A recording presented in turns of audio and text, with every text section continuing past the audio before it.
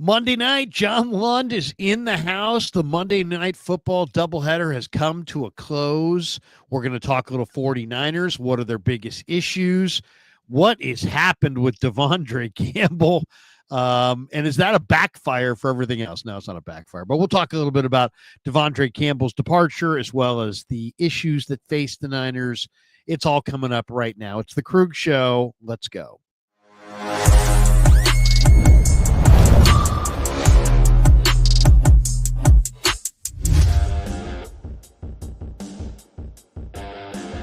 All right, we get it rolling on the Kreug Show Monday night. Happy December the 16th. You guys are running out of time if you're trying to buy me Christmas presents. You only have 10 shopping days left, guys. So get out there. 2X if you're getting me a T-shirt. I wear 13 and a half shoes if you're looking for shoes. Damn, you know they say about big shoes. I do have a family jeweler, so I can put you in contact with our family jeweler if you'd like. No, my wife and I joke about that. But welcome to the Kreug Show. John Lund in the house. It's Monday in our regular spot now, and we're going to talk a little Niners. Of course, we're brought to you by Pig and a Pickle, the best barbecue in all of Northern California. Check them out. They're in Emeryville. They're in Corte Madera. They're open 7 days a week from 11 a.m. till 8 p.m. or until they run out, and they do run out. So get there early. Get some brisket chili. Tell them that Kreug sent you. We're also brought to you by Sharp Corner Sports Cards and Collectibles. They're at 205 Cypress Avenue in Pacific Grove, California on the Monterey Peninsula. My good friend Anthony Catania was at the Niner game the other day. He's at 831-521-5264. And last but certainly not least, are you looking for a new book this football season? Well, BetUS is the answer. With BetUS, you get the fastest payouts in the industry and easy withdrawals. Live wagering in all major games. Plus, you get 10% back on your net losses twice a year. On top of that, you get your own personal account manager. So head over to BetUS.com today. Use the promo code YouTube150 and get 150% sign-up bonus on your first deposit, 125% sign-up bonus on your next two, up to $2,000. Again, sign up at betus.com. Use the code YouTube150 to claim that offer, and we will wager on some games before we get out of here. Johnny, good to see you, man. How are you? It is good to be seen. I'm not ignoring you. I'm trying to promote our appearance together, and I'm trying to look in one of my clouds for all these, because we have tons of pictures, but there's one in particular in which I have really bad blonde tips going on, and you and I are holding microphones because at KNBR years ago, they used to allow me and you on the field to do kind of a Q&A before and after, and we would do that. And then Bonnie Jill got hired, and Sam, our camera guy, was explicitly told, no more Kreuger and Lund. Let's go straight to Bonnie Jill. And then he just had to follow Bonnie Jill around, and we got no more video time. That was it. So I'm looking. By the way, look who's in the house to support you, Johnny. The great Walter. That's right. He's got my man Walter. Now. He'll give anybody a podcast nowadays. Part radio man, part bookie, part jack of all trades, but the great Walter. And Rockland says, hey, Walter's in the house. Yes, we love Walter. Walter's our guy. Worked with John for years and years. I worked with him for a long time, and what the heck? Walter's in the house. Good to see him. Danny Golding says, hey, John, Larry, and crew. All right. All right, let's get into a little 49ers. The story of the day in Santa Clara, and I was down there, was the players. Today was a light practice and open locker room. We didn't talk to Kyle, didn't talk to anybody in the auditorium, but did have some open locker room time. And we had a chance to go in there and talk to a couple of the players. And of course, the big topic of the day was DeAndre Campbell.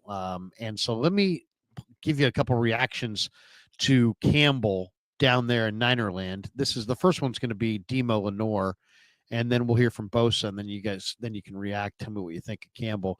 Here's Lenore earlier today in Santa Clara. Doesn't it all hurt per se when you have a guy playing on a fractured ankle? You have two of them that lost children. You have one that literally almost lost his life. Just thankful that he didn't. And then you have someone kind of put themselves first in that respect for something you could call fickle. Does that hurt at all? Yeah, actually, when he first got signed, I was thinking in my head, we got another guy that we can add, to the defense, that can contribute. For that to happen and him to do that, I just lost all respect, because I'm a person that's going 110% every play. So if I'm hurt, and the guy behind me is not backing me up and can't come in or don't want to go in, so I just feel like that either cancer to the team. Yeah, cancer to the team. That was a little Demo. Now here's a little Bosa. And I walked up right as Cam Inman was talking to Bosa. The NFL Network actually took some of this audio and video. Here it is. Here's a little Nick Bosa. And he was asked a question like, were there any indications that, Devondre was having issues, or, did you see anything? And here's Bosa. I actually did. In the locker room before the game, I heard some complaining, and I was going to say something, didn't, because I didn't want to create more of a distraction, but I kind of felt it. And so, yeah, I kind of saw the foreshadowing, and I definitely didn't think it was going to result in that. Didn't know it happened during the game, but Do you regret not saying anything now? not really. No. If he was going to do that, then he's not the type of guy to be here. So. There's no shock that Greg Greenlaw got his starting rollback, and that was the plan all along. Was the issue that he was behind D as well? I don't know. Was he behind D? Yeah. Yeah, I don't know. Not real electric there, but Hey, bro. I love Bosa, by the way. Bosa's the Hey, best. bro. Let's go. Riley says Bosa is just depressed. He is. Well, it's been a long year. Out hair Okay, day. Johnny, what do you think of the latest coming out here on Devondre Campbell? I mean, what do you think of what the guys said? What do you think of Campbell quitting on his team? And all this talk about this, is it overshadowing other more pressing real issues that face this team? How do you see Campbell? I think he's a piece of shit. I mean, let's just be honest about it. You Right. can't quit. You can't quit. Yeah. What do we tell our kids? I mean, you've coached your kids in Little League and baseball forever. If you start something, you just don't quit. I don't know how Devondre Campbell was raised. I know the reason why, and you've probably talked about it. And I'm not saying it's an excuse. I'm just explaining that in his contract, there's a percentage of play, and he gets $250,000 for 60% or more of the plays. He gets another $250,000 for 70% of the plays, and then he's got a bunch of playoff and Super Bowl incentives and everything like that. Well, what had happened over the last number of weeks is his numbers have gone from 100 to 93 to 71 to 64, and then he got a DNP, and he knew that was going to go down as well. So he wasn't really in danger. He was at 78% of the play time when this all happened. And Dre Greenlaw comes back. And so he was going to drop under 70%. He could see the writing on the wall over the last number of games of the season. It was going to drop below 70%, probably not below 60%, but he was going to lose $250,000. So this is this display that he just went off on. It cost him $250,000. And then this is what's interesting, Kreuger. And then the 49ers decided, you know what? We don't want him to go on to another team. We don't want him to recoup some playoff money. We don't want to do that. So we're not going to cut him. We're going to suspend him. And then he loses another $111,000 of money. So he's going to end up losing about $361,000 as far as guarantees and so forth are concerned. I don't know that I would have done that because, first of all, the Niners aren't going to the playoffs. The other thing is I don't want his name associated with me. Like it's only on a piece of paper. He's never going to come back. The locker room was cleaned out, all that kind of stuff. And then we're asking these guys questions about Devondre Campbell. If I was Jed York, I would have just stepped in and said, I don't care. I don't care if he goes to another team because I don't think another team's going to pick him up. I think his career's over. Who would pick up a quitter? I know I wouldn't. Antonio Brown's last moment on an NFL field was dancing in New York off the field when he quit on the Buccaneers. I would never, ever put a quitter on my team. I don't care if I'd have to play 10 men on defense. I'd never put Devondre Campbell on my team. We're out of linebackers. The only hypothetically weird hypothetical. Hey, we're out of linebackers. Devondre Campbell is the only one out there. Sorry, we'll play 10. Like, I mean, isn't that Krug? When you Mike and I, Singletary, right, we'll play 10. Like yeah. Krug, the Can't worst, have it. Can't yeah, do it.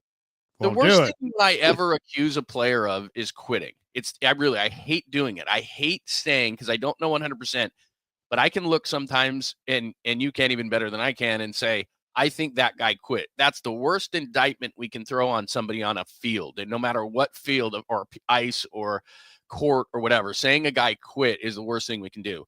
DeAndre Campbell literally quit on his team. And, I don't know, John. I don't know what John Lynch said. He's lucky George Kittle didn't find out until the locker room. And there would have been a lot. You just played what Diamador said right there. We saw what Ward said, all those kind of things. Bosa. I mean, can you imagine if those guys caught him in the locker room, what they would do to him? Ricky Pearsall, after getting shot, clawing and scratching to play his rookie season. There's DeAndre Campbell, just 31 years old. I've played in this league about 10 years. I'm good. I'm gonna just quit. Huh? Well, you've been in the locker room, and there's in the locker room on the wall, painted for everybody to see, are the team rules, and there are 3 of them. Do you remember the team rules? I know I've seen that, what you're talking about, but I can't remember. Okay, here are the team rules. The team rules are show up on time or be on time. Okay, that's 1. Number 2 is be on time, protect the team. Mm-hmm. Right? Be on time, protect the team, and no excuses. Those are the rules. Don't make any excuses, protect the team, be on time. So he broke basically 2 of the 3 rules. He was on time, but he didn't protect the team because he basically, the team needed him. Injured guys, Demetrius Flanagan-Fowles and D. Winters, Flanagan-Fowles with a knee and D. Winters with a neck. These guys had to go back out there. Injured players had to play because a healthy Campbell was about himself. So, and then protect the team. That you're not protecting the team. They only have a certain number of guys that can be up on game day. And, they lost, because they couldn't score, but they also lost at the end because they couldn't stop the Rams from running. And you're a linebacker. Your job is run stuff, so it's like, who knows? Maybe DeAndre Campbell, if he had gotten back in the game, could have been the difference in the game and led the Niners to victory. Instead, he pouted. Why? Because a player who's so obviously better returned to his spot. I mean, it's just like, I was watching the Bad Boy Pistons the other day video, and they're like, they were debating this, this battle going on in the team between Isaiah Thomas and Adrian Dantley. And it was like, well, it was obviously never going to be Adrian Dantley's team. It was Isaiah's team. Mm-hmm. The Pistons were Isaiah's team. And the same way, the Niners were never going to be DeAndre Campbell's team. This is Dre Greenlaw's team. You know what I'm saying? So it's very bizarre that he wouldn't know that and would draw some arbitrary line in the sand and get very, territorial about the whole thing. Also, it's really sad, too, because it's like a guy did something in the twilight of his career that is going to define him. Nobody's going to remember shit about DeAndre Campbell, but they are going to remember that he quit on his team. Well, because me trying to sound cool or anything. No, that's reality. People are not going to remember anything else. His career is almost indistinguishable except for this. Well, Krug, there's in my lifetime, and it doesn't matter how good they were, the 2 players that quit.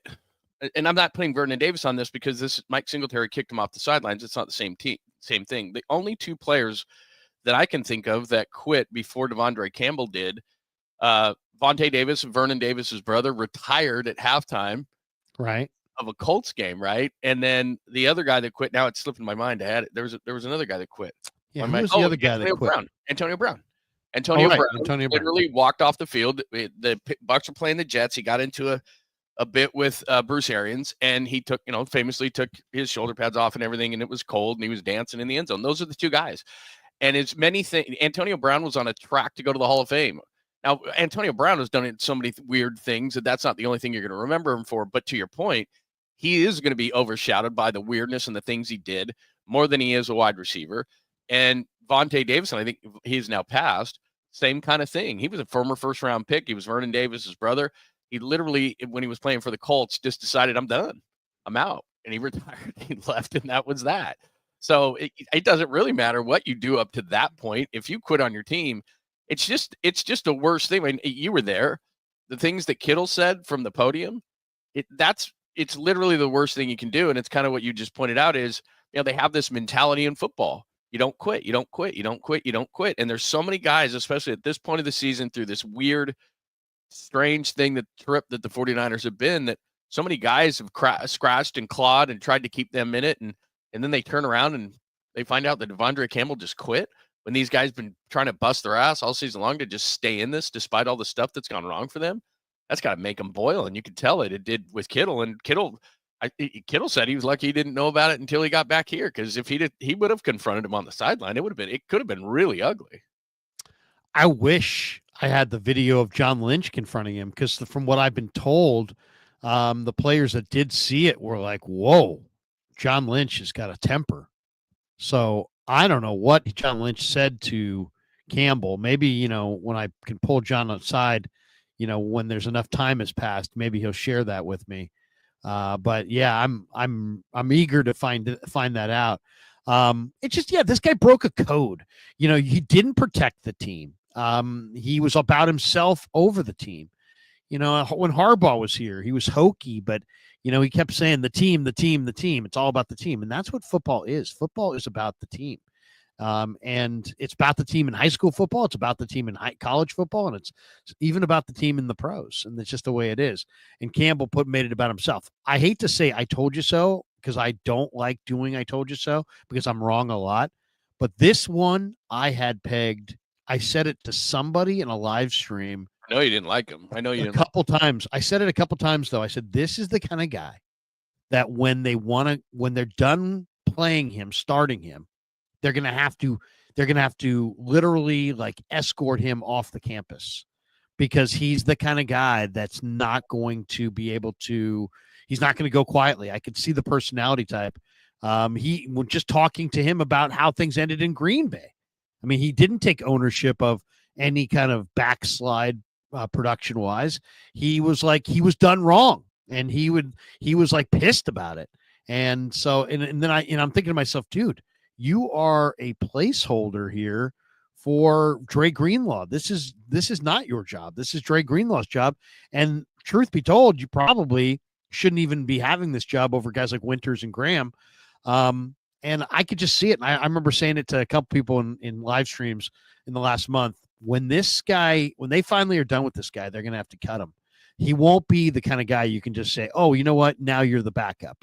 He's just, you could tell. I mean, I've seen that personality type before. It's very familiar. And he was not going to go down easy, and he didn't. But it's sad for him, because he's now lost hundreds of thousands of dollars, and he's tarnished his reputation in a sport where, well, I mean, forget sport. All you have in life, whether it's us doing what we do or them doing what they do, all you have in life is your rep of what kind of reputation you have. And this guy just ruined his reputation with one emotional, stupid decision. And it's unfortunate. It's unfortunate he didn't get better advice. But good riddance. And now they can play better players. This guy was the other thing. It's like, dude, don't make a stink when you are the fucking weak spot on the defense. That was what I was going to say. He's awful. He was awful. It's awful rich for a guy to be like, how could Dre Greenlaw start over me? And when they were in contract talks, I'm sure they just said, look, DeAndre, by the way, we wanted Eric Kendricks instead of you anyway. So you were not only the second string linebacker when Dre came back, you were the second choice for replacing Dre Greenlaw. So when he came in and they guaranteed him $5 million or $4.5 million of the $5 million and just said, look, you're going to be a placeholder till Dre Greenlaw comes back. We're not sure where that's going to be. So he knew he was going to be a backup. He knew at some point he was going to be pulled out of the game. And then, as you said, he got a little bit better as the season went on. But basically, quarterbacks, especially in the pass game, just looked over and said, who's got 59? Or who's 59 got? We're going to go to that tight end, or we're going to go to that running back. I mean, how many times did you see DeAndre Campbell, the back of his jersey, running after a running back, on a wheel route this year? About 1 million. Dude, he was horrible in the Arizona game. Kyler Murray, he was the reason Kyler Murray went untouched 50-yard run. He was horrible against Seattle. Horrible. Time and time again. Yeah, I mean, he just DK Metcalf got isolated on him on the first play of the game. Generally, when teams come out in the first play of the game, they are going to do what they think they've been dreaming about doing all week, and they got him isolated on Campbell and toasted him for a huge gainer on the very first down of that Niners Seahawks game here. So I mean, it's just or maybe it was the one there, but yeah, I mean, it's Campbell. I mean, he needed to sit anyway. He wasn't going to play much, but he ruined his reputation within the game. I'll be shocked if he ever plays another down again. Who got absolutely eviscerated this week was Deebo Samuel by Shannon Sharp. We're going to share the screen here. This is off Coach Yak's Twitter. Here's Shannon Sharp just going to town on Deebo Samuel. Deebo basically, hey, I'm not struggling. I'm just not getting the ball. And then Thursday night kind of confirmed that, no, dude, you're fucking struggling. So here's Shannon Sharp on Deebo Samuel from earlier. Thing is with Deebo, he has to understand. It's funny how the football gods will humble you. Now he's complaining and he put up a tweet and then he took the tweet down and now here it is for all the world to see. This is your opportunity. Now look what you did. I mean, if it wasn't raining, we just saw you wet the bed. But your clothes wet, so we don't really know. But you did. You did all that talking. Oh, I want the ball. Ain't nothing wrong with Deebo. Bro, you're not the same. I mean, even they showed the cut-ups. Bro, you had no separation. Even on the balls that he didn't get, guys, did y'all see any separation? How was Purdy going to drop the ball in there? There was no separation. It's just so I just don't get these guys. These guys start reading the comments and, oh, Deebo, you should do this and you should go somewhere else. And you start getting high on your own supply and you start feeling yourself. And then when you get an opportunity, the 49ers put you in a situation where you can make plays, you come up small. Now, I want you to go on there and say, hey, just like you had the nerve to go out there and tweet and say, ain't nothing wrong with Deebo, I want you to say, hey, guys, I let the team down tonight. I had an opportunity to make a play and I didn't. Had a false start. So, hey, that's what you have to do. Thing is with Deebo. What do you think? I mean, Deebo obviously struggled. He didn't look good.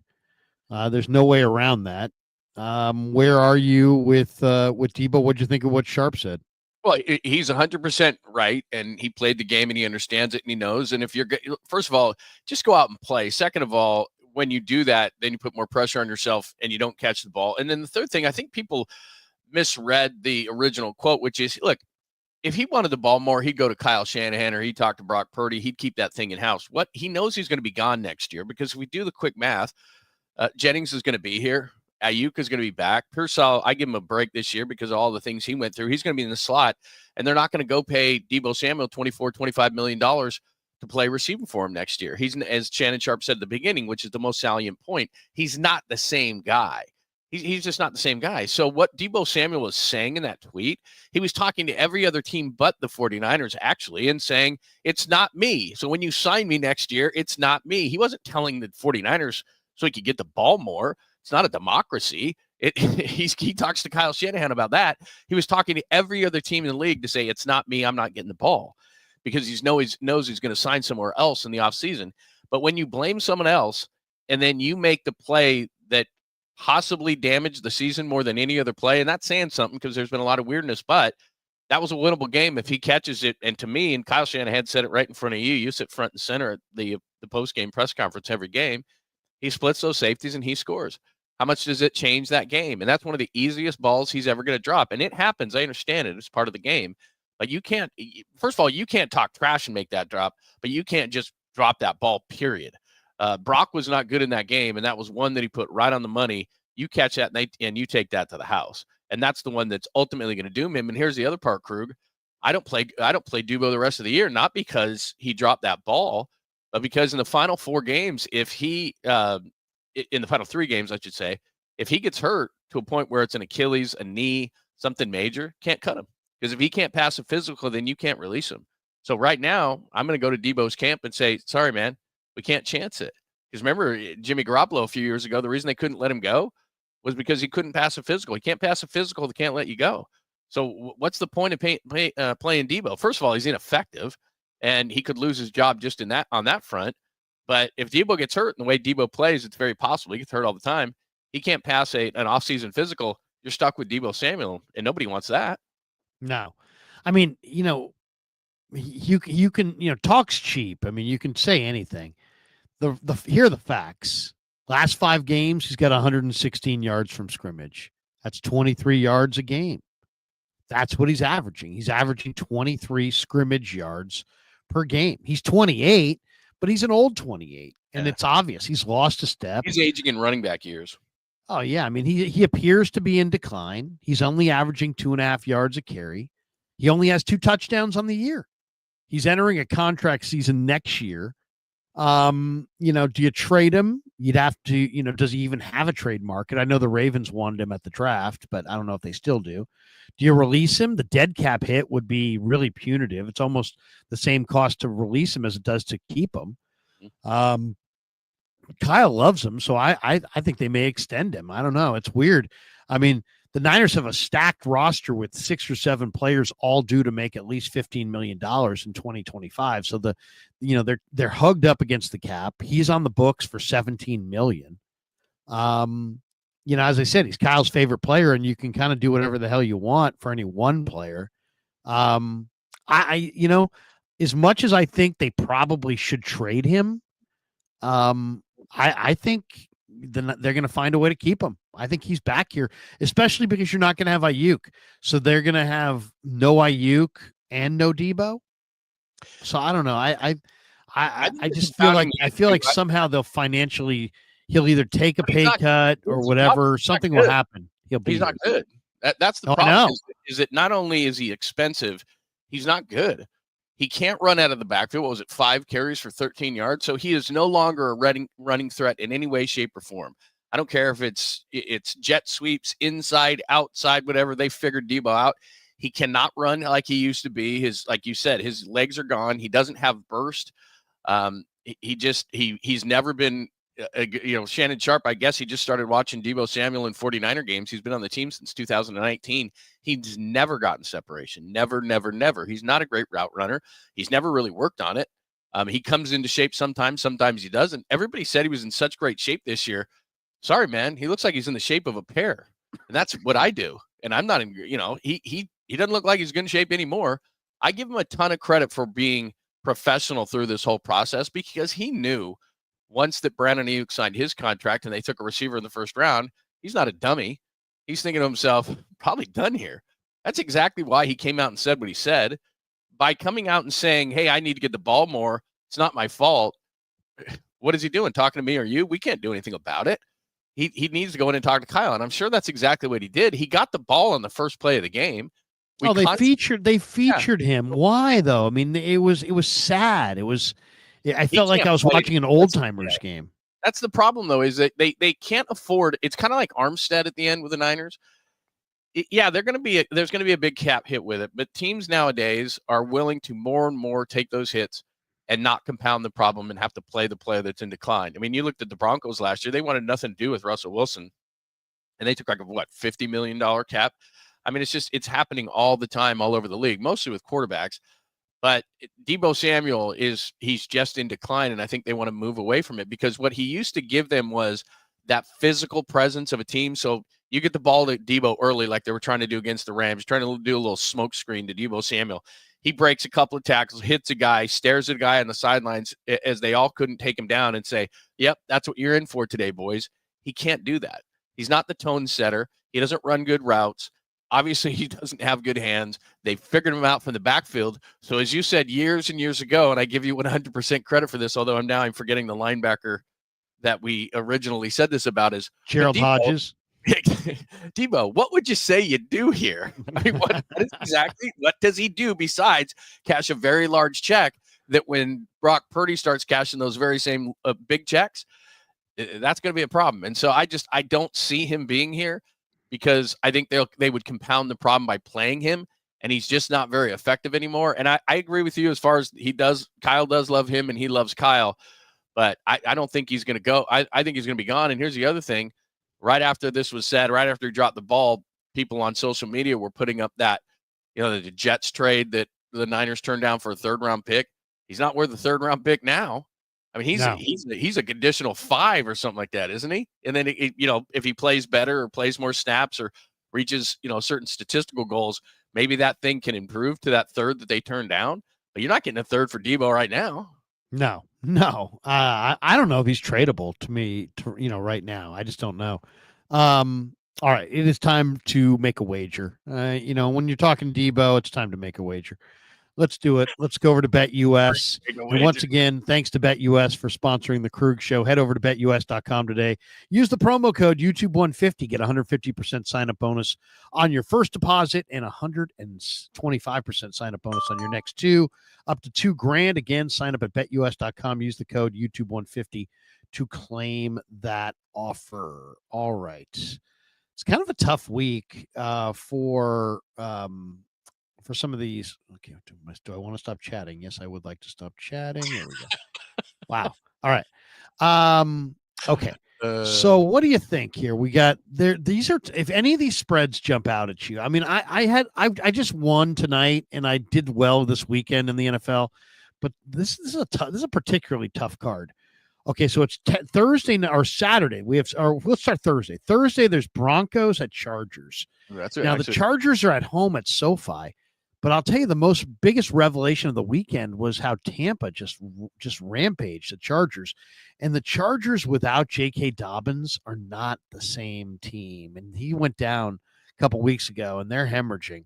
Now you get Denver that's playing good ball, rolling in. Bo Nix had 3 picks this week, but he also had 3 touchdowns.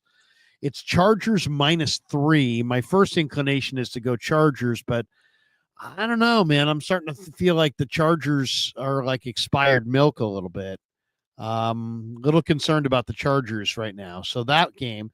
Then there's Texans at Chiefs. Texans are -1. Mahomes probably doesn't go in that game. That would be my guess. Need him. Which is why that the Texans are favored at Arrowhead. But, I mean, that's probably a stay-away game, even with Wentz. It's a tough one to handicap. Then you got Steelers Saturday in Baltimore. It's Baltimore -6. I probably like the under in that, to be honest. That's a good call right there. I would probably in that game go Steelers on the teaser +6, or maybe Baltimore on a 7.5-point teaser getting 1.5. But I would tease the under. I would tease it up from 45 to 52.5 or something and go under. But I like that one. That one, I could go under 45. I don't know about that one, though. You know what? I like that Texans game because remember, the Chiefs all season long have been just getting by, blocking field goals, winning at the end. Mahomes many times making the right plays. Carson Wentz is going to make those same plays. It doesn't matter if it's home or road. Kansas City's got a good defense. But offensively, they've struggled all season long, and it's been Mahomes at the end. How many times? How many times have they won games? Remember Minnesota a few years ago? They won 11 games, 11 one-score games. We said it's going to come back. It's going to come back and get him. Going to come back and get him. If you could confirm that Mahomes is not, if you could sit on there for a minute, confirm Mahomes isn't going to play, I really like the Texans. The Texans again won their division, and what DeMeco Ryans is doing down there. And I realized that they're not getting the quarterback play that they were getting a year ago when we were all just like, oh my God, this is the next, great thing there. But I like the Texans. I think they're starting to ramp it up a little bit. And if Mahomes' magic is not playing in that game, that might be something there. It might be something. Yeah. Okay. So let's take Texans -1. I like that. Then there's Browns Bengals -7. You got Cardinals in Carolina, Cardinals -4. Patriots at Buffalo. Patriots are getting 14. Wow. That's a big, people don't realize, like in college, that's not a huge number. In the NFL, you get 2 touchdowns. That is a massive line. But you know what? Buffalo is playing so good, and Josh Allen's the MVP. And the Patriots, think. I mean, that seriously, I hate Patriots taking are a big number bad. like that in the NFL because you get a backdoor cover on that all the time. But man, I know that's a tough one. Then you got Eagles in Washington. Eagles are 3-point favorites on the road. Their Eagles have won 10 in a row, by the way. Titans getting 4.5 in Indy. Rams giving 3 at the Jets. Kind of like the Rams there. wow, that's an interesting one. Yeah. Niners are getting 1 in Miami. I don't even want to touch that game. I I don't know how they're going to react. They have so many injuries. You're flying across the country. I don't know how they're going to react in that game. That's one I would definitely. How about this one? They're begging you on Sunday Night Football to bet the Cowboys. It's Buccaneers -4 against Dallas. I mean, how do you not take the Buccaneers all day and every day on that one? I don't. Ones like that, you just hit it right then. Ones like that, you're going, wait a minute. That's like candy under a trap. It's like, wait a minute, what's going on here? This is too good to be true because, Cooper Rush is playing a little bit better, but Dallas is a complete mess. And for some reason, Dallas has got absolutely smoked at home this year. Remember, I mean, New Orleans early in the year, I thought, well, New Orleans is pretty good. How many? I mean, they have gotten absolutely smoked at home this year by a number of teams. So that looks like an easy Bucks one, but I don't know. I'm taking this one. It's Green Bay on Monday night at Lambeau -13.5 against the Saints. Get it now. Because I mean, whether it's Hayner or Rattler, I mean, you don't want that. Plus, I give the Packers so much credit. Their front office, everything. They like when Rodgers left, it looks like dead in the water. They were going to a rebuild. Jordan Love does what he does, and then they picked up a pack of receivers. Their defense is really good. They're just a solid team. I mean, they ran it right down Seattle's throat on Sunday nights. And Seattle at home, especially on primetime TV, that's usually a good football team and a really hard place to win. Seattle was never in that game. From the opening drive in which Josh Jacobs, they literally announced to Seattle, okay, they didn't literally, but they're like, we're running the ball right down your throat and you can't stop us. And the whole game was like that. And then Jordan Love started to mix in the receivers, and Seattle had that's the worst I've seen Seattle look this year. They had no clue. Seattle was playing great defense over the last number of weeks. We saw it against the 49ers, and the Packers just rolled those guys like it was nothing. So, I didn't think that Green Bay was, in the mix in the NFC with Philadelphia and the Lions, but with the Lions' latest injury to David Montgomery, Packers are impressive, man. All right, so let's parlay. I think that's what I'm going with. I think it's a 2-teamer. I think I'm going Texans, Packers. Texans -1, Packers -13.5.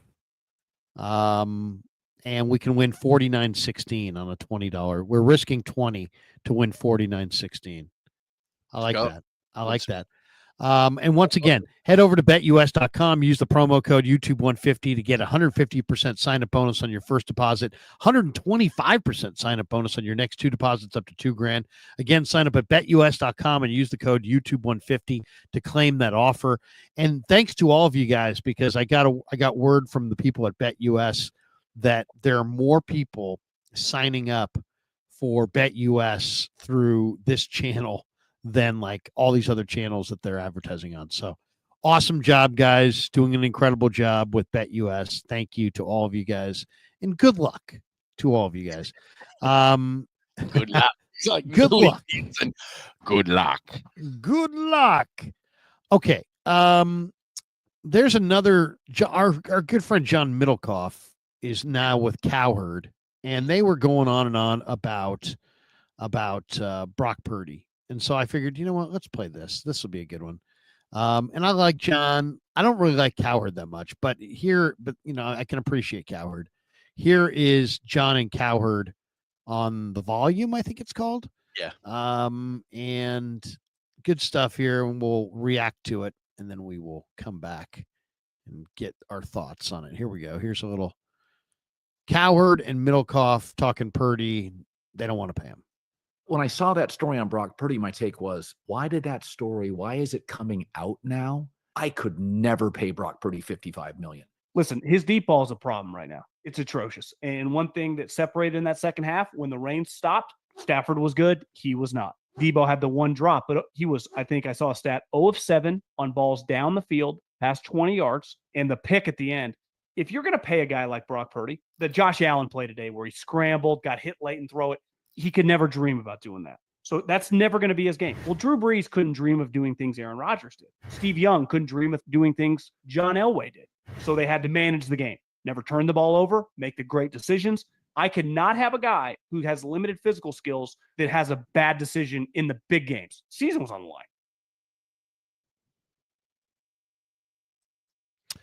line. You can't disagree with that. Brock Purdy should have, on the deep ball to JJ, that was a second down play. And if you look at the all 22, the defense was in a mode, John, to take away the deep third. I mean, you could see it. It's as clear as day. All of the defenders are deep. And yet Brock, with 3 open guys underneath, still drove the ball down the field against the teeth of the rush, stood in against the rush, and overthrew JJ on the stop and go, and it was an easy interception. And it's just like, you can't make that play. And I agree with John. I mean, it's like, you have to be able to, if your strength is processing and accuracy, Brock Purdy's strength is not, he doesn't have the big arm. He plays on time. He's accurate and he can process, and he makes good decisions. Well, that's great. But if you don't, now your lack of physical arm strength becomes a major issue. There's also something going on here. To me, either the elbow's not right or the shoulder's not right, because his deep ball, when you look at it early in the year and you look at it in the last few weeks, his deep ball is hanging. Now, he doesn't handle the weather well. A wet ball is not his friend for sure.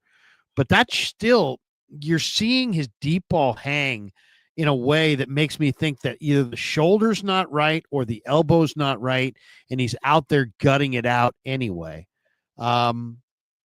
That's what I see. I don't know what to make of it other than I don't think physically he's 100%, which is also, it's like, take your check down. It's like, one of the questions I want to ask Kyle this week is, what can you do coaching-wise to get Brock to embrace the check down and staying on the field and long methodical drives that protect your defense, instead of being so aggressive, so impatient. So, I mean, he is Brett Favre. I mean, this guy wants to take shots down the field at all times. He really shouldn't. But what did you think of what John? I mean, they don't want to pay him $55 million. Yeah.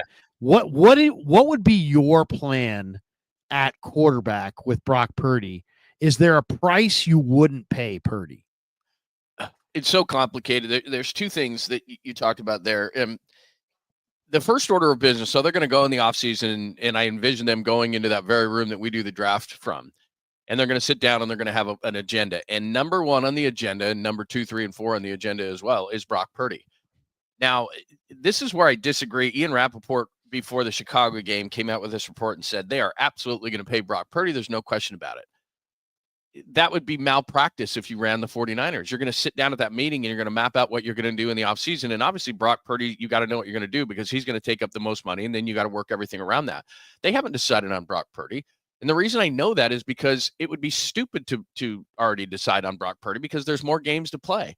For example, the way Sam Darnold's playing, and Minnesota won again tonight, he didn't play great, 1 touchdown, 1 interception, but could you get Brock Purdy?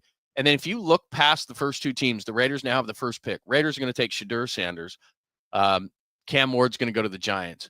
But you look at 6, 7, and 8, it's Tennessee, the Jets, and Cleveland in that order. Those 3 teams need a quarterback.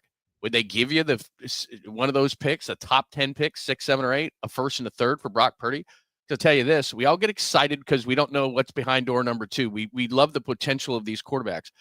Go to the draft in which Trey Lance came in. We all thought Trevor Lawrence was going to be great. Nope, he's not. and Wilson's not great. And obviously we knew that Trey wasn't ready to play, and Justin Fields can't play, and go on down the line. It's less than a 50-50 proposition because teams are leveraged in a poor position. Bad teams, they want it, they're panicking. They need a face of the franchise. They don't care. These guys do their scouting work, and Shadir Sanders is not the number 1 overall pick. Plus, I just wouldn't want his personality on my team. If I was the Jets next year, I'd offer the 49ers for pick number 7, I think is what they have, the 1st and the 3rd. And then the Niners can go get Sam Darnold. Now, I'm not saying they're going to do that. I'm saying if they don't at least discuss it, then it's malpractice. Because if I give Brock Purdy the numbers that are being thrown around, he's going to get 55. That's what Trevor Lawrence get. He's going to get plus 50. That's what Tua got. Joe Burrow got that. You don't have to be the best. You have to be the latest. Jimmy Garoppolo got the most money at one point. Derek Carr got the most money at one point. It's not about being the best. It's about being good enough. God only put about, 10 or 12 of these guys that are really, really good on the earth. And really right now it's Mahomes and it's Josh Allen who are absolutely positively without question elite. So because of a supply and demand issue, you have to pay the good, great money. So Brock Purdy's going to get it somewhere. It's just the 49ers have to have a discussion about whether they're going to give it to him seriously.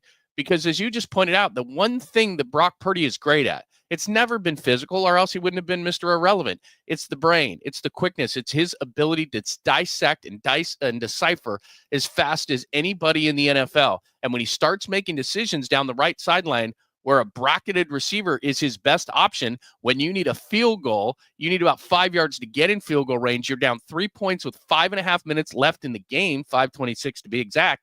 And you don't take Pierce on an out, which gives you 5 yards. You got an outlet. Your running back is right in the middle. No one is around him. And you decide you're going to throw into double coverage, bracketed coverage to Juwan Jennings in the rain. And he admitted to you after the game, you were sitting in there, that he didn't even see it. And if you watch the replay of it, there's a defensive lineman with his arm up right in his face. Brock couldn't see the throw and threw it anyway. Put it in harm's way. Yeah, he absolutely did. In a 3-point game, in a game you're down 3 with 5 minutes left, those are your biggest traits. That's what got you where you were. Nothing physical, mental, quick decipher, make a play, leave the pocket, hit the check down. Those, get the ball right in between because it doesn't have the strongest arm. Anticipate. That's Brock. Where is that this year?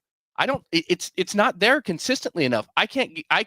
They may eventually have to give him that money, but they have to have a discussion of whether there's a better alternative for the team. What would you do? I mean, okay, so Ian Rappaport says the Niners believe Purdy's still the guy, and they plan to lock him up this offseason. Bill Barnwell says that the money is going to be 5 years, $325 million, which is $65 million a year. I mean, that's $65 million a year. I'm not giving him that. Purdy's got 13 games with a 120 or better rating. That's the most of any player in his first 3 years in the league. He is efficient. He is a leader. He's got 4 playoff wins, including an NFC championship game. Pelissaro says that his agent wants a contract at the top of the market. We know Dak is there at $60 million. Can we talk about that? Because everyone made a big deal like Brock was supposed to give him a discount. Brock's not from here. Brock made $1 million, is making $1 million this year. He's the 81st highest paid quarterback in the league. Why would anyone believe that Brock Purdy would give this team a discount? Plus, if they think that, they don't understand how this works.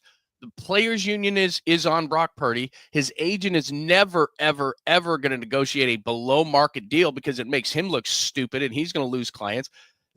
Kids are going to come out, and say, now let me get this straight. Brock Purdy had been making no money as Mr. Irrelevant, breaks onto the scenes, and you gave him a below market deal. Why did you negotiate that? So it hurts the agent. The players union wants you to get top dollar for your services because if you don't, you're doing it for the guys behind you. And just like the guys ahead of you did that.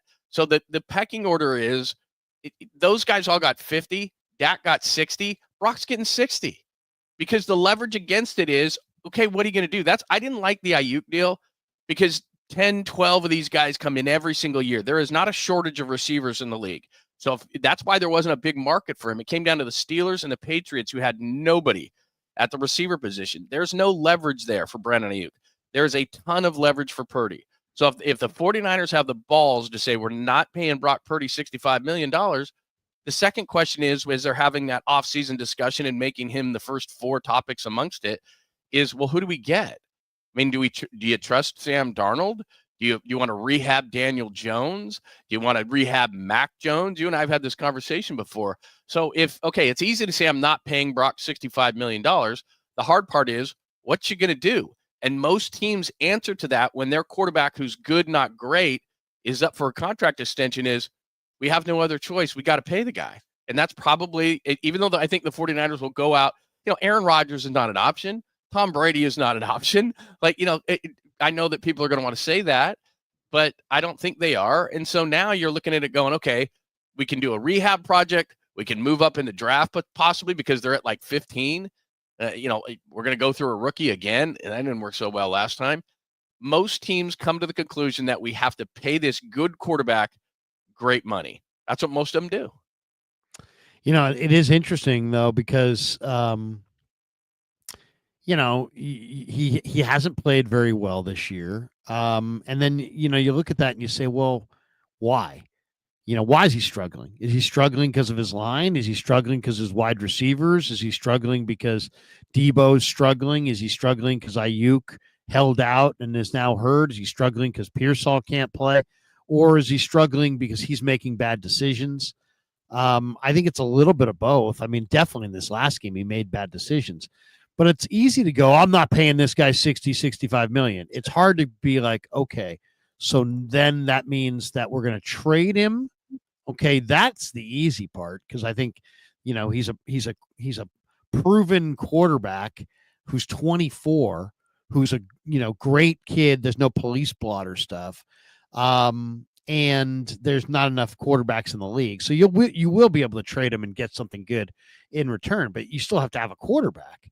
You have to find your guy, and who's that going to be?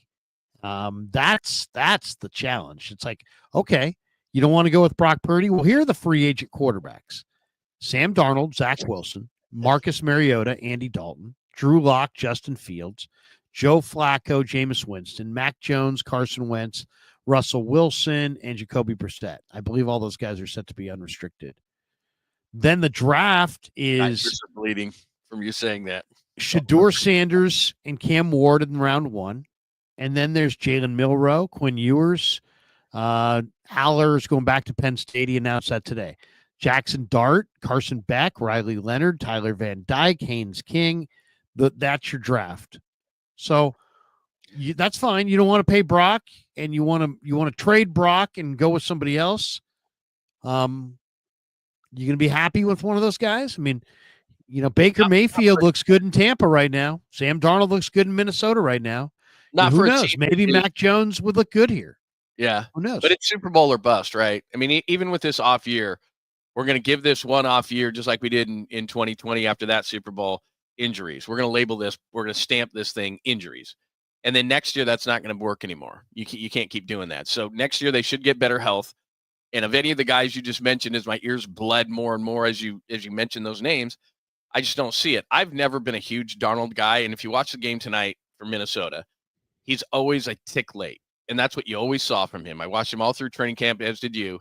And he just does not process. He's not an elite processor like Brock is. He has more physical skills. He was taken 3rd overall. Brock was taken last. Brock, which we just talked about, is not processing to that level. That's a major problem because that's his 1A trait. And Darnold it's a tick late all night long for Darnold, even though they won. They played the Bears, who stink. He was just a tick late on his throws. He had a Justin Jefferson, would have been a touchdown, a tick late. He just doesn't see it as fast. I know that he has those elite traits. It's just that if hypothetically they said, okay, Jets, we will take your 1st and 3rd, and you're picking 6th, so we're going to get the 6th overall pick. We're going to take a big offensive lineman because Trent could be leaving, or a War Daddy defensive tackle or something, because they need to rebuild the interior of their lines.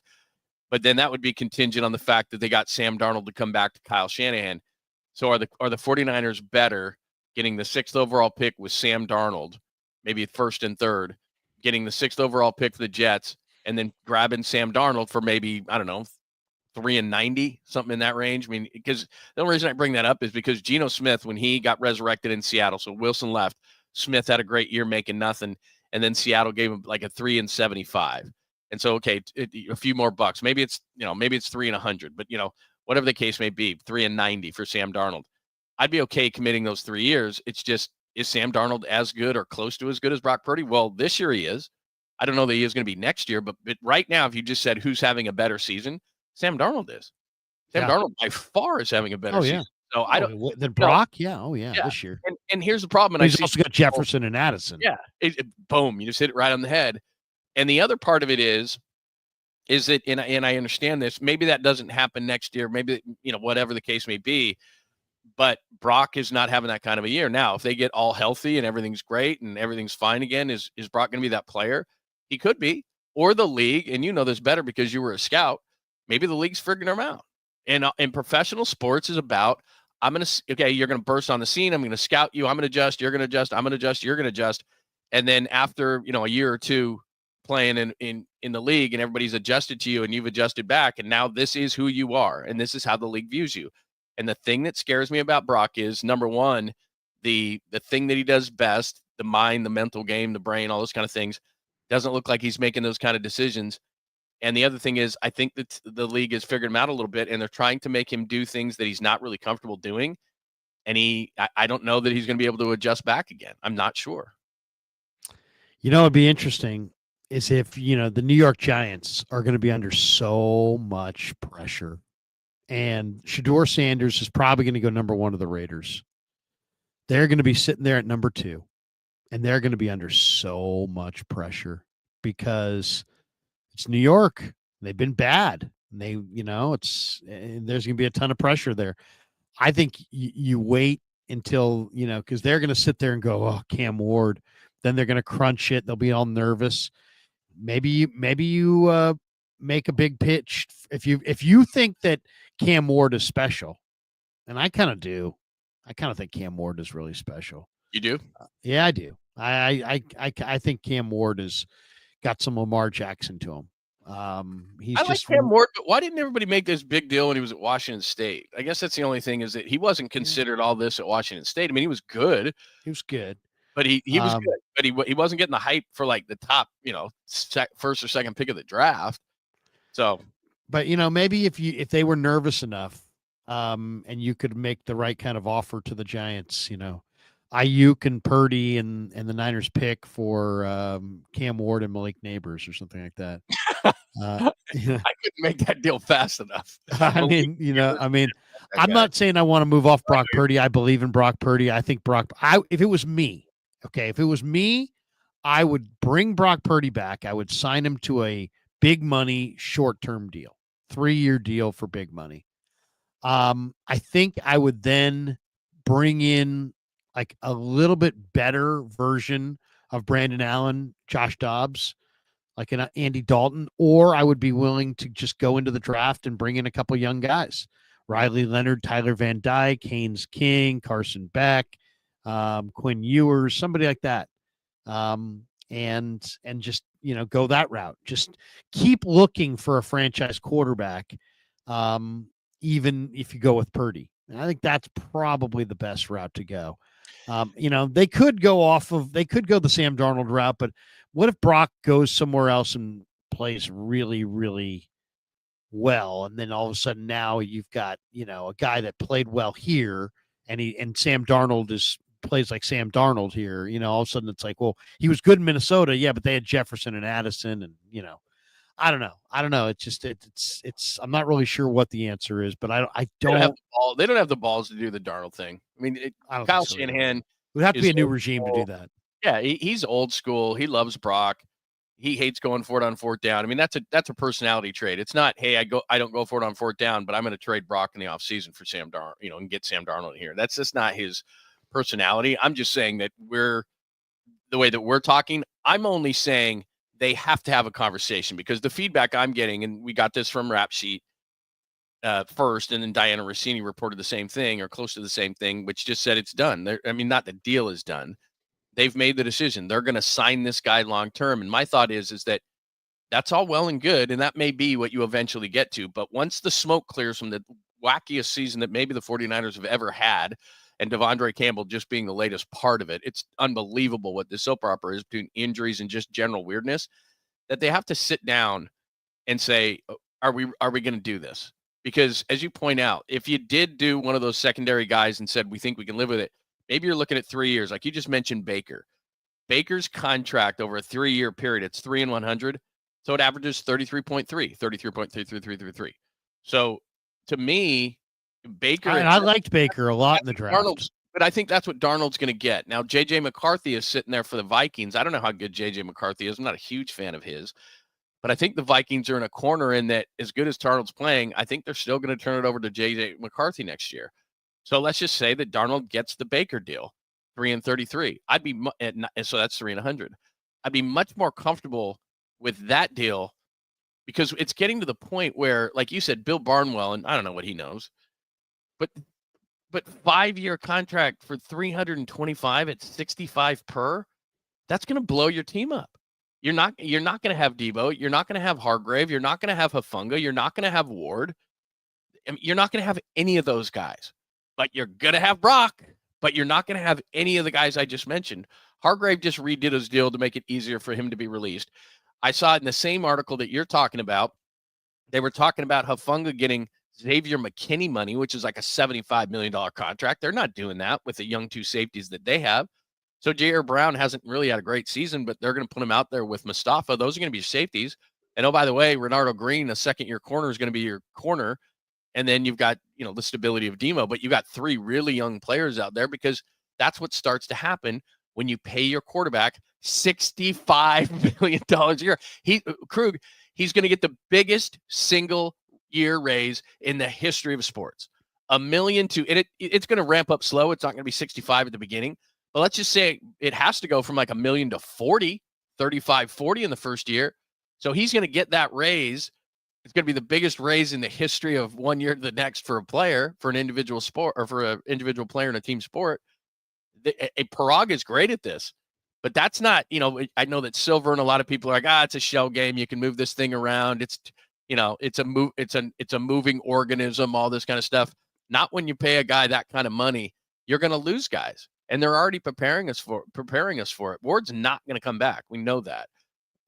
Even Dre Greenlaw. I love the Dre Greenlaw move. He's got to get a new contract. There's a lot of guys that need to be paid. So it's not that Brock won't get paid. I just don't buy these stories that say, they've already decided. I don't think I think they have to sit down and say, what does giving Brock this money mean to the rest of our team? It's a big decision. What they need now more than anything is they need their version of the 86 draft. The 85 draft, they got Rice. 86 draft, they traded back like 4 or 5 times. And that when it was all said and done, it was like Larry Roberts, Charles Haley, Kevin Fagan, Don Griffin, Tim McKyer, Steve Wallace, Tom Rathman. They got a big number of guys that became their core for their championship teams where they almost won, 3 in a row. So that's the kind of, they can't do anymore everybody for one KD or everybody, all the assets for one for Hargrave or all the assets for a Trey Lance, or we're going to trade up for one guy. They have to go the other way, probably trade back, accumulate a lot of picks and go for the depth and see if they can hit on a bunch of guys. That's their best ticket probably to go forward. 2 last ones before we let you go. Shanahan, where are you with Shanahan? Because I'm a big backer of Shanahan, but I look at this last game against the Rams. You're at home, rainy Thursday night. Your quarterback doesn't handle a wet football well at all. The game never was more than a field goal difference between the two sides.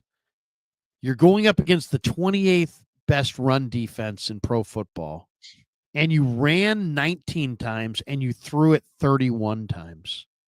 And all I would say is if you go back and look at Kyle Shanahan's biggest games of his career that he's lost, a lot of them are he gets too pass happy.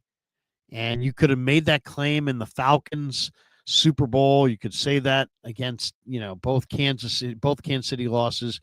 They just get a little too pass happy. And I thought that's exactly what happened in this last game. It's like 31 passes, 19 runs. Why was that not 31 runs and 19 passes? It was raining. Your quarterback has lost all of his receivers and he doesn't handle a wet ball very well. I don't get it. I mean, what, am I missing something here? Why were the Niners on a rainy night trying to pass their way to victory? Especially when the Packers had 38 runs. I think the mix for the Packers was something like 38-21, something in that range. But even in this Rams game, I'm talking. The Rams game. Sorry, that was it. They ran it 38 times. The thing is that, and I heard you afterwards, and you did a great job with it. And you were talking about Guerrero. He's more of a Ferrari type. He's going to be a combo guy. I think he's not a mutter. So it was really not a great situation for him. But your original question back to Kyle. Kyle is a great coach, and I'm not in any way advocating that he should be gone. He's a great coach, and they should keep Kyle Shanahan for a very long time. But he's had an awful season, and it's just like the players. A coach can have an awful season. That Super Bowl hit Kyle really, really hard. He is.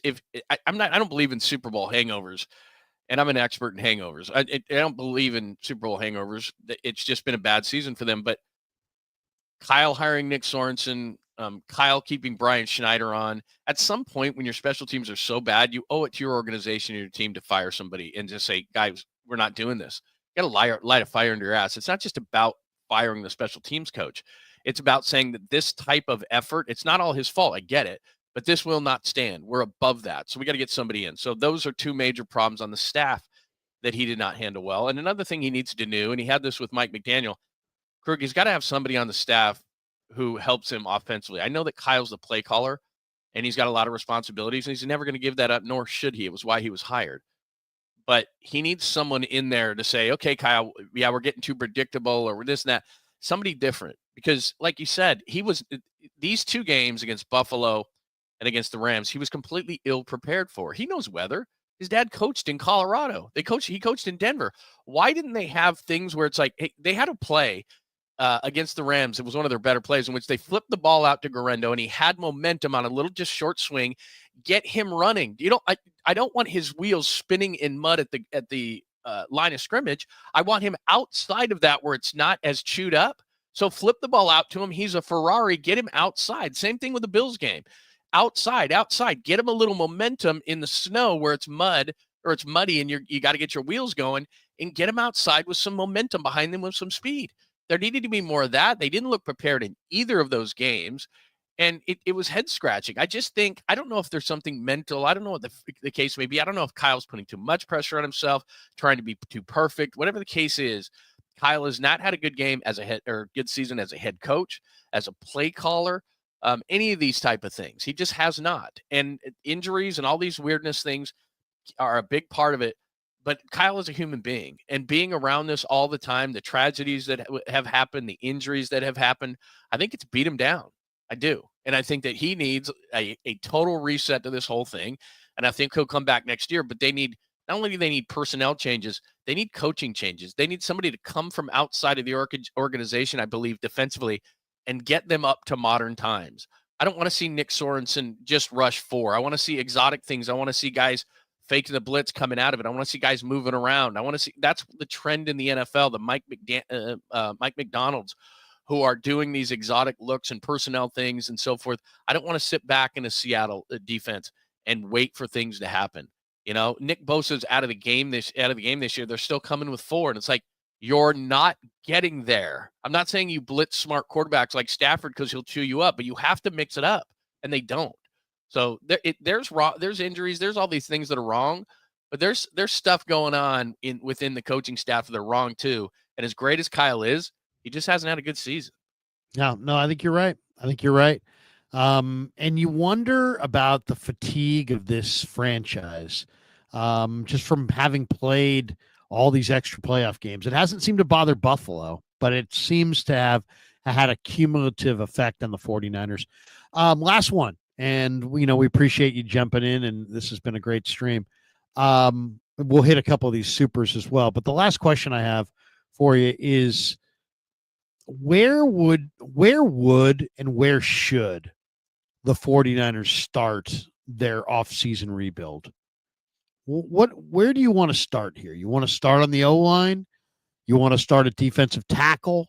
You want to start at defensive end? They seem like they always go with defensive tackle.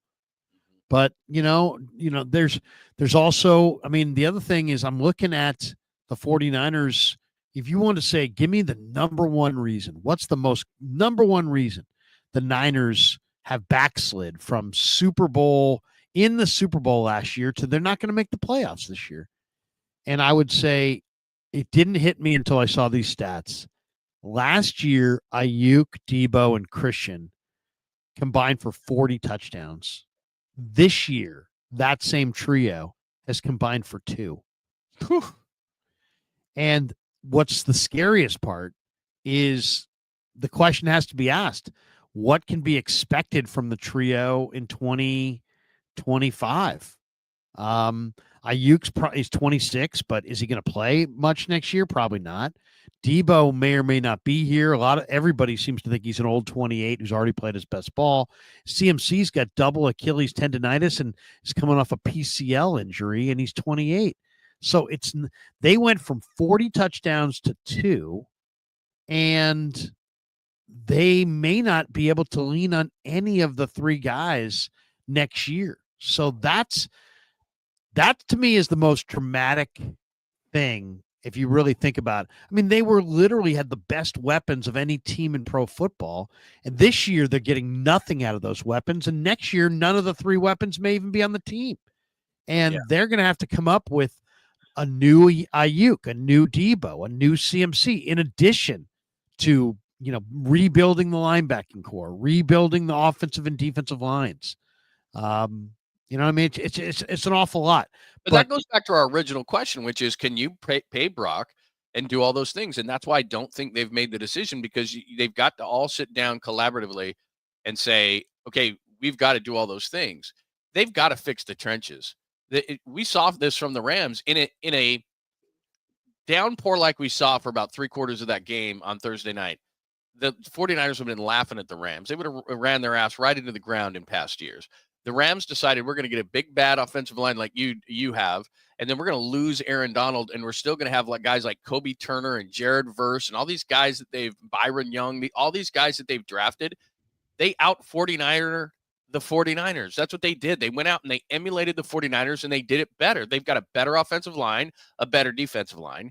Seattle is boosting their defensive line. They need to get better on the offensive line, but they picked up Robertson from the Jags. They drafted Byron Murphy. They've got a good defensive line. They've got young guys on the edges. Gabe Hall Murphy is good. Yeah, Byron Murphy, I should say. They've got all these guys, and Gannon is trying to do it in Arizona. He's not there yet, but you look within your division and say, how are we getting our ass kicked? The 49ers are doing it with a physical nature every single week. And then for some reason, they just forgot or got old or whatever you want to call it. But, whether it be Hargrave not coming through, or, Armstead's getting older and he's not staying healthy, or whatever the case may be. And then you tell me, because you're a scout, you know this stuff, it's no guarantee that Trent's going to come back after this weird season. Pooney's nice at right guard, but other than that, what do you got? Like, if you're going to get that 6th pick for Brock that we were talking about before, you better get a replacement at left tackle, because not only has Trent not been up to Trent's standards this year, he's getting hurt a lot. He's not going to be around much longer. I can't stomach McKivitz. I can't stomach Banks at left guard. Brendel is always on the ground. I mean, I'm no offensive line expert, but I know when a team gets smoked on the offensive line, the Rams dominated them in the trenches. So they're bad. They're really bad on the offensive line. Right, but they've got to get better in the trenches, because that's what they do. They absolutely pummel you to death in the trenches, and until they can do that anymore, I mean, look at the top 2 teams in the NFC. They've got weapons galore, and they're a lot of fun. And Goff's got all these guys he can throw to. Montgomery's hurt, so that's off the Thunder and Lightning thing. But the Lions and the Eagles, in some order, have the best offensive line in the league. They pummel you. So that's what they do well. So they've somehow gotten all these skill position players, and they have the 2 best offensive lines probably in football, and they have questionable quarterback play. Jalen Hurts is not consistent. Jared Goff is not consistent. I mean, he's had a great season, but a lot of it is indoors. He's had perfect scenarios, all these great weapons, great offensive line. When everything's great for him, he's like Brock was last year. And when everything's great for the Eagles, Saquon Barkley is doing what Christian McCaffrey did last year. So they're having successful years. But until the 49ers invent themselves in this way and say, we're going to do this, because every year it was, we're going to put resources in the defensive line. and then it just stopped. And then they've never really put resources in the offensive line because it's always Chris Forster can take, chicken shit and make it into chicken salad. Well, not anymore. So I don't know how they're going to do it, Krug, with having to pay Brock Purdy in this offseason. They've got to recommit themselves to the trenches. Well, it makes you wonder if their best plan of action might be, the as you said, try to attract a free agent quarterback and trade Brock Purdy. While you're trading Brock Purdy, maybe you trade Nick Bosa. While you're trading Nick Bosa, maybe you move off of a Deebo Samuel or another player or two. Maybe you try to make a deal and make a couple deals and get creative. It's going to be challenging for sure to reload on the fly. And that's what they need to do, because they really need offensive line, defensive line, linebackers, skill position guys. I think it can be done in a single off season, but man, it's going to take a Herculean off season, and we'll see if they're up to it. We'll see if John's up to it. And we'll see if Jed demands anything from this group to come back, or if he's just like, hey, you know what, it was a down year and bring it on back, or does he bring them back with stipulations? Does he have certain things does he want? Does he want the coordinators changed out? I'd like to see Kyle with a great defensive coordinator, like a star defensive coordinator. Is Saleh out there? Would you take a run at Absolutely. Saleh? I would. I mean, if I could get Saleh and McDaniel back, I think I would try to get Saleh and McDaniel back, and I would definitely emphasize speed across my roster: speed at linebacker, speed at receiver, speed at tight end, speed at D line, speed at linebacker. A lot of speed. I'd try to add as much speed as I possibly could, even at the expense of being maybe a little undersized. I just think it's such a speed game going forward. That's going to do it for us, man. We are an hour and 16 minutes into our live stream. Thanks to BetUS for sponsoring. Thanks to Pig and a Pickle for being the title sponsor of the Krug Show. Thanks to Sharp Corner Sports Cards and Collectibles.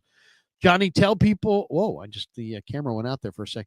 Tell people if they want to get a hold of you and watch what you're doing and digest everything that you're putting out there, where they can find you.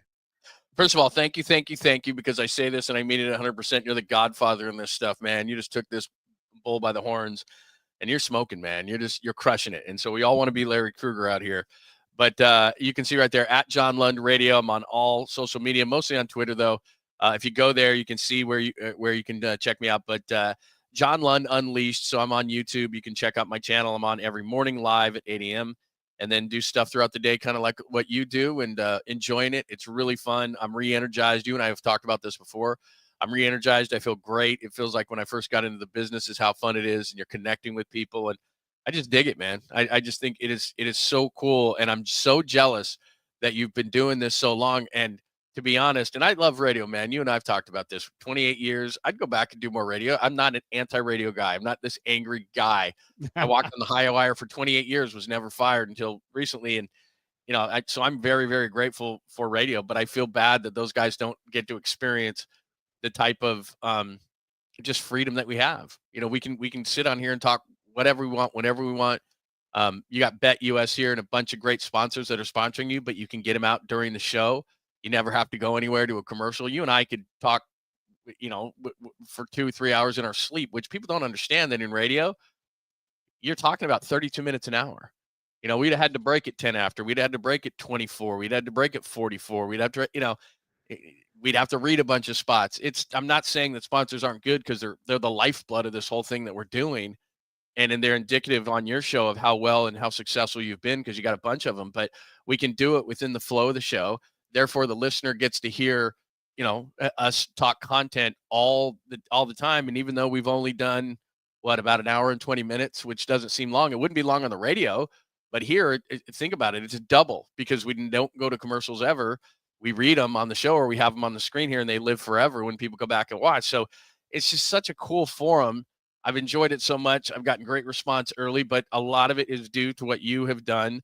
When a few years ago, the same thing happened to you, and you just said, to hell with it, man. They're not, and you've had people don't understand. You've had offers to go back, but this is, you and your son and, your son, Kevin, and all the support that you've gotten, you guys have built this into an empire, and said, why would I want to do that, man? Yeah. It's pretty great. and it's so it's different, right? It's a different platform than radio, but in some ways it's bigger. In some ways it's a bigger platform. And there's so many things about it. And as opposed to the freedom of being able to flexibility, like right now, if I go to Twitter, Mhm. and I just go to the look how the proficient headlines. How What's that? proficient you look how proficient you've come here. The modern multimedia guy, Larry Kreuger, man. Exactly. Can't keep you down. But I mean, I look at some of the stories that are out there, and like one of the stories is that the Giants are close to signing Corbin Burns. Well, you know what? If they sign Corbin Burns, I don't know, at whatever time tomorrow, I'm going to be sitting here That's right. in my home, and I can pop into the studio, invite 2 or 3 people, and now I could have the equivalent of a phenomenal radio show with great guests, incredible breakdown, chatting left and right with Giants fans, and and there'll be 1,000 people in the room, and it'll be a good old time. So, yeah. So I mean, there's a lot of great parts about YouTube for sure. It is, and I don't want to let you go because you got people to see, places to go, and all this stuff. But like Willie Adamas, the first time I did it was when he got signed, and it was on a Saturday night, and my wife doesn't like being around me anyway, and so I looked at my phone and I said, "Oh my God, Willie Adamas just signed. I got to go work." And you walk 10 steps into your studio, you pop on a camera, you send out a quick couple of social media things with a link to it and say, "Let's chat." And I'm not at your level in terms of how many people are around, but there's like 500-600 people in the room asking a bunch of questions. We got talking about, 2 hours later, my wife's like, "I thought you were going to be gone 20 minutes." I'm like, I thought it was going to be gone for 20 minutes, but people, Willie Adamas just signed for 182 million, and it's a bat. And so you just get really excited to get an opportunity to talk to people about it. So when and if Corbin Burns signs, or when and if Purdy signs, or you have this opportunity to pop on your camera and relate with people. And I think they like it, and it's a really cool forum to be able to, like you said, it's doing the regular shows that have been the benchmark for what you do and how hard you've worked to get to the point, and you're not going away anytime soon, and you're working harder and harder. But then you mix that with stuff that people want a place to go. Like, we're all sitting here individually in our house, and we got really good at that back in the pandemic. But all of a sudden, Willie Adamas signs, or Corbin Burns signs, or whatever the breaking news is, Dennis Schroeder gets traded to the Warriors. And all of a sudden, we're like, where do we go? Well, people know they go to your channel, and they get to sit down, and they get to get your expert opinion on it, and they get to talk amongst their friends, because you're all sitting at home going, "Wait a minute, man, I got to have an outlet." And that's what you've created. And that's what this is all about, relating to people back to the early days of radio, talking to them one-on-one like we used to do, without corporate interference and all that stuff. And you get to talk about the topics and the things that are breaking literally in real time. I could send out a tweet right now and say, "Oh, Schroeder got traded. I'll talk to you tomorrow at 10 a.m. Or we could pop on your show and we can talk about it right now. And yeah, I mean, and the other thing I really love, I love taking the phone calls. I mean, I don't do a lot of phone call shows. I mean, I was doing one a week for a while. Kev and I were doing some on Wednesday nights, and we'll start doing them again. But I do love the phone calls, because a radio phone call I always thought was kind of a cool part of the show. But then, like with video phone calls, it's adding another person in their whole set to your screen. So it's like, you can see their animals, or you can see their backdrop, or their Niner flags, or whatever it is. And I don't know, it's kind of, I don't know, there's something about the video call that's very, very cool. And let me show you. I don't know if I ever showed you this one, but this is a highlight video call. This was one that we had from this guy. Was kind of a crazy guy. He said "but Larry" about 50 times. Here we go. Here it is. Look at this. Let's go to Johnny C. Let me try, Larry. Okay, so Larry, here's the deal. Larry, honestly, Larry. No, but Larry, I gripe here though, Larry. Here, Larry. And now Larry. I mean, Larry, but here's the thing, Larry. What do you think? I think they're going to sign Jason Peters. How old is he? He's 40, but and Larry, Larry. I mean, Larry, I wish I could, Larry. Johnny, we're going to have to jump. I've never seen that. Oh, we got to take calls, man. The only scary thing is that was during the day. Obviously, there was light going through his window. Yeah, that was during the day. But I mean, that's the beauty of it. It's like when I start taking calls on Saturdays, sometimes it's like you'll be just people just walking around, like, it's like, hey, where are you calling from? He's like, hey man, I'm a big Niner fan. I'm in Orange County. I'm walking around, I'm walking my dog. And that another next person, oh yeah, I'm Bob. I'm in Tucson. And it's once you have video callers, I don't know. To me, the video callers are really cool. I dig the video calls. I really do. Well, next Monday when we do our show post Monday Night Football, we will do video calls. We'll do video calls, and you'll get a kick out of it because it's just a lot of fun, man. It's just it's crazy stuff. I mean, it's just So right now it's 10:30 at night, 10:28 to be exact, but it's 10:30 at night. The thing is that old song, "The Freaks Come Out at Night." I mean, that's completely accurate. And I know you've done this. First of all, you did Sports Phone, so Yeah. It gets freakier the later it gets. One time I did a 24-hour radiothon, right? We were doing it. Obviously, we're doing it for charity. And you had to pick out of a hat when you went. So you did your regular shift during the day. And so I was doing drive time at that point, like 3 to 7. And then I had to come back. And then you would, I think we started it because we did night shows. So we started at midnight. We went midnight to 6 a.m. And I think it was 2 hours for charity. And we were on location, but it was you picked out of two things. What time are you doing it and with who? And so a couple other guys I did the show with, and we did the 3 to 6 a.m. shift, which is just the wildest because it's like all the weirdos are out. It's just freaky. So we get the bright idea of going to dinner. So we go to a late dinner from like 10 to midnight and everything. We eat, we drink martinis and stuff like that. So we're lit. We go into the studio at 3 a.m. and it just started flying. I mean, there was nothing off limits and it was getting crazy. It was Kreuger. It was so bad that our program director who lived down the street, so we did on location all the way up until these crazy midnight shows because nothing's open anymore. They didn't want to have us in their restaurants or whatever. And so we're back in the studio and the program director, after about an hour of this, so maybe we go 3 to 4, right? He's in his robe and slippers. He just got in his car and drove down to the station. He walks in and he goes, no. And we're like, what? He's like, I don't care if it's 4 a.m. and nobody's listening. We're not, because, it turned into like, smut radio. Oh, that is awesome. Smut, SMUT radio. We are your hosts. It's 3 a.m. and people are calling. These freaks are calling. They're talking about drugs and drinking and women and, just everything that's off limits during the day. And our program director walked in a robe and slippers and just said, like, you don't have to be like, it's sports at 4 o'clock talk, but we're, there are these two spectrums and you're way over here and maybe we're way over here. We need to be like, okay, we can lean towards this, but we can't be down here. It's just, man, unbelievable. So that's what I'm saying is, and that goes back to your calls during the day are one thing. Calls at 10:30 could get fun. And nice. I'm sure you've done it, but I mean, and you did, like I said, you did Sports Phone, so it gets spicy. Oh, it does. It gets spicy, and it's really great. Like, it's really great when like your team's in the playoffs and people have the passion or they're real nervous about a playoff game. We did a Saturday call-in show when the Niners were in the playoffs last year, and some of the I'm nervous about the game. We're talking it through. I'll tell you one of the coolest things I've ever had happen. Was one of our regulars on our call-in show, John, was a guy who lived in Vegas who owned his own car detailing business. He goes by Big Mo Easy, right? And Big Mo would call up every Wednesday night.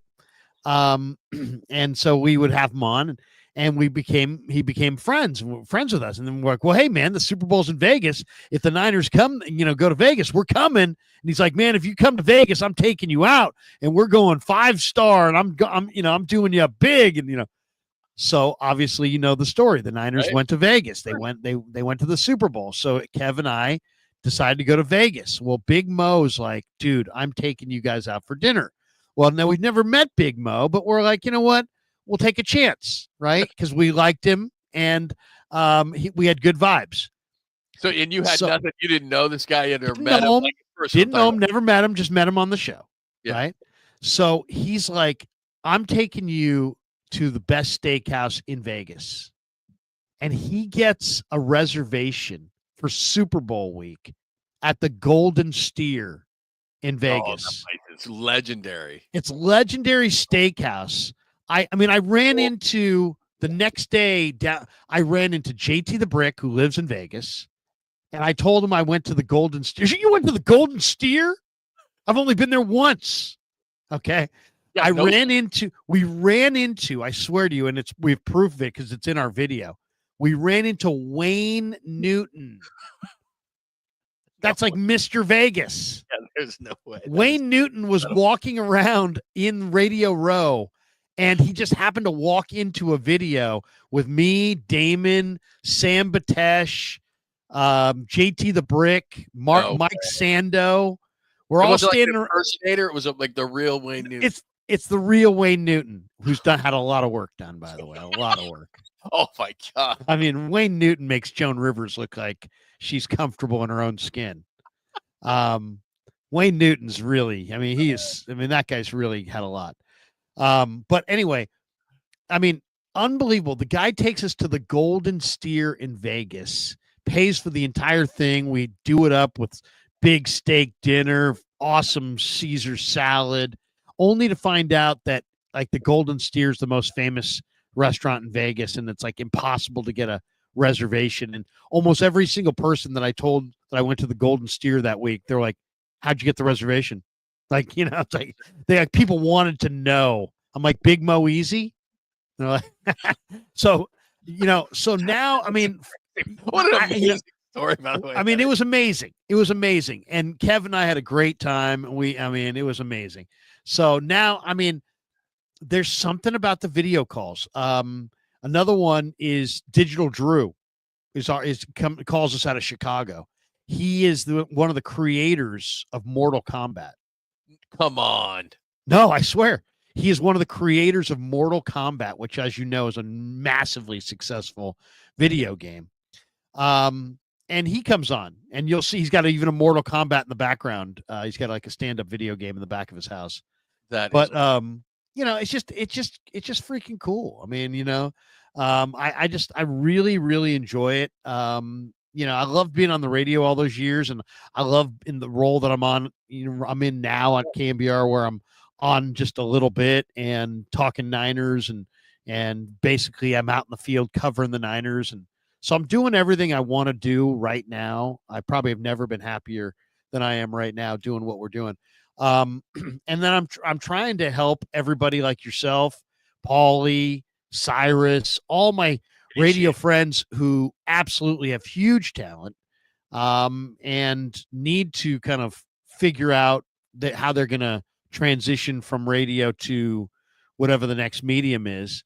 And I'm more than happy to have you guys on here, because I believe in every one of you guys. You and I go back for years and years, and I listen to you all the time. I listened to you when you were at 95.7 and I was at KMBR. I listened to you when we were at KMBR together. I've listened to you after I've left KMBR, and you've been doing the show with Kreug. So, it's just, you're a huge talent, and you're going to be great on YouTube. So anyway, I absolutely knew, I don't like to say I knew it, but there's a few guys who do radio who really could do television, radio. They could be successful in any medium. And you're one of them, dude. So you're going to kick ass, and I'm thrilled to be doing Monday nights with you.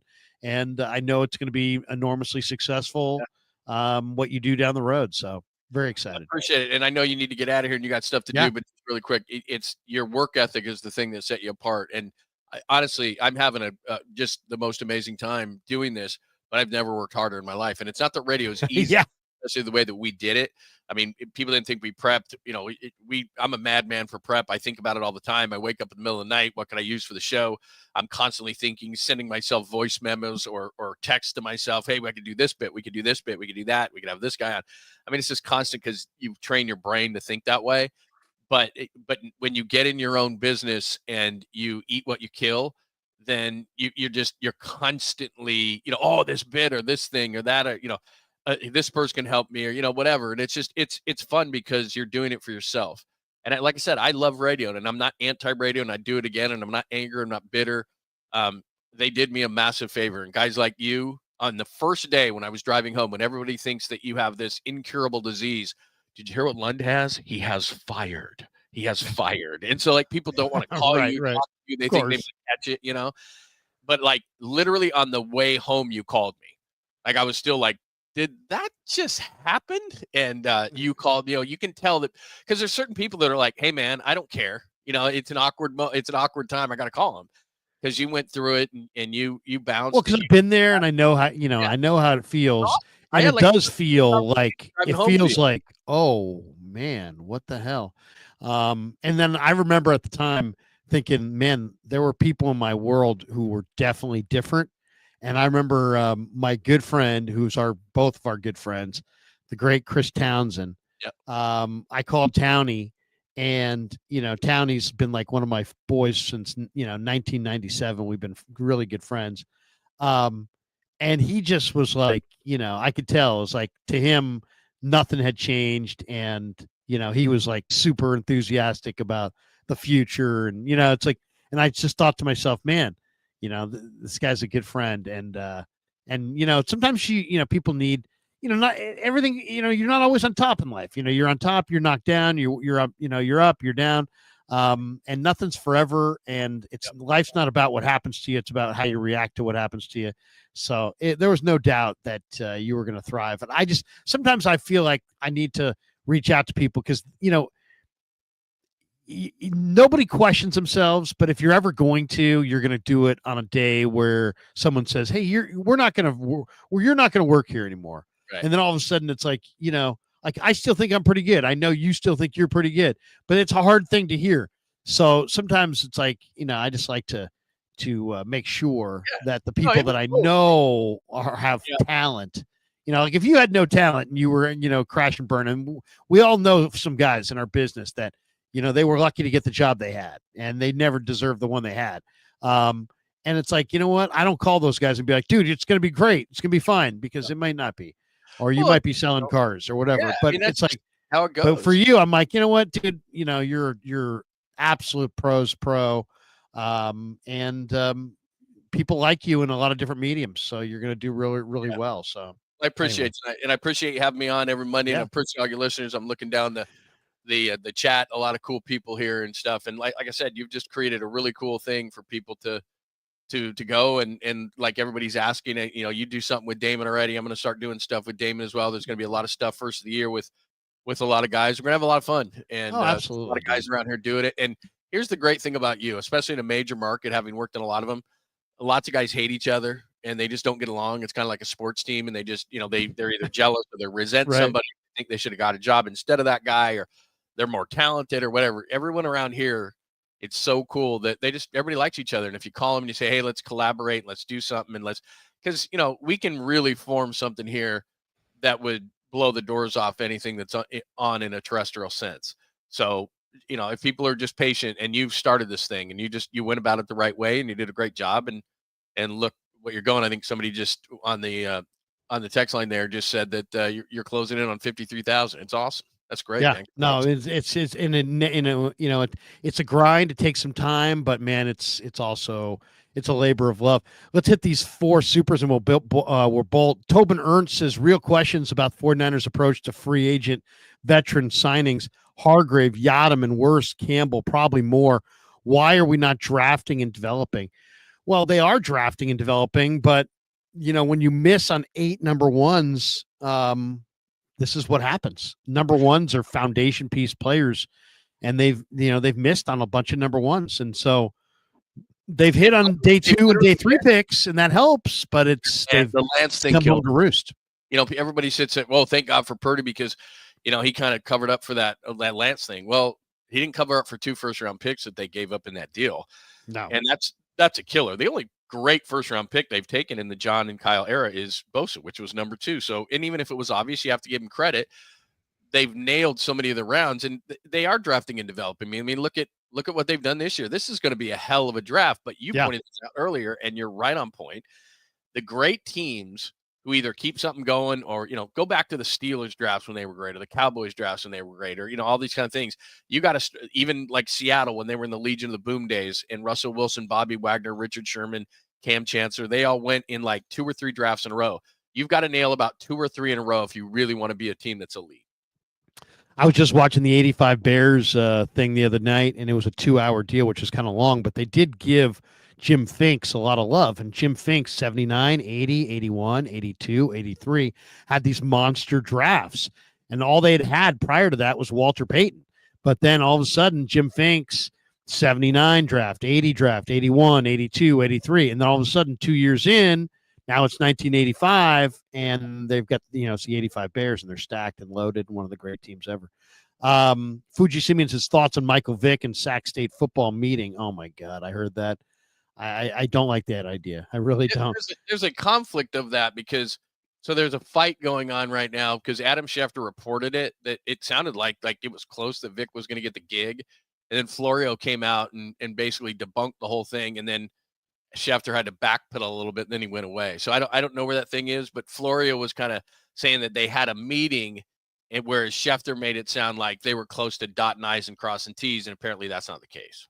So. I mean, I would come on, Sac State. You can do better than that. I worked for that program. The great Bob Mattos, the late great Bob Mattos, ran that program for 27 years. It just he was a man of class, and I really would be very disturbed by Vic being in charge of it. James Mockestad said, "What help has Brock Purdy had this year, including his coach? No offensive line, no weapons, no run game. Goff, Tua, Herbert have at least 2 in each situation." Yeah, I mean, the hardest thing to evaluate is the quarterback versus what's going on around him, for sure. Fuji Simeon says, Larry, you got to do a 24-hour marathon with John Damon, etc. Dude, we could do that. We could go 24-hour marathon. It's fun. I mean, I want to do a bar crawl. That's what I want to do. I want to get my buddy with. I want to do the bar crawl. That would be amazing. You can go for charity. I mean, we started, I think, that day at a bowling alley, and then, like I said, it went back to the studio. But it's fun, and especially when you do the kind of the mashup, which is kind of fun because it's. In radio, you have a partner, you do it at a certain time every single day. When you do the mashup stuff, it's just hilarious because, sometimes during the day, it's not your day part. And, and I know that you were like with me. It's like, you have love-hate relationships. You have a love-hate relationship with Gary. You have a love-hate relationship with Pop. But, you love the heck out of him. But some days you're like, so. Yeah, it's tough. I mean, it's an everyday deal. It's an everyday deal. We're all type A personalities. We're all big mouth know-it-alls. And, you put 2 big mouth know-it-alls in the same room, and it's bound to, we're bound to knock each other around. Blood Moon says, bring Hunter home. He wants to be a 49er, get it done. I don't see a corner wide receiver at the top of the draft being what they would go for, but it's a good idea. It's a good idea nonetheless. Yeah, he did say he's a Niner fan. What's that? He did say he's a Niner fan. That's his favorite team, but really, you don't get rights to a guy because he says that you're his favorite team. Yeah, seriously. That would be nice to work like that. Wouldn't that be something else if all of a sudden, well, you know what? You're my favorite team. Great. Come on down. That's going to do it for us. Have a great night, everybody. Thanks for tuning into the Krug Show. Follow Johnny. Everybody give John a follow at John Lund Radio on X. Also, thanks to Sharp Corners, thanks to Pig and a Pickle, and thanks to BetUS. And that does it for us. Have a great night, everybody. Peace. Yeah, never met a man I've been scared of. Careful, you gon' get exactly what you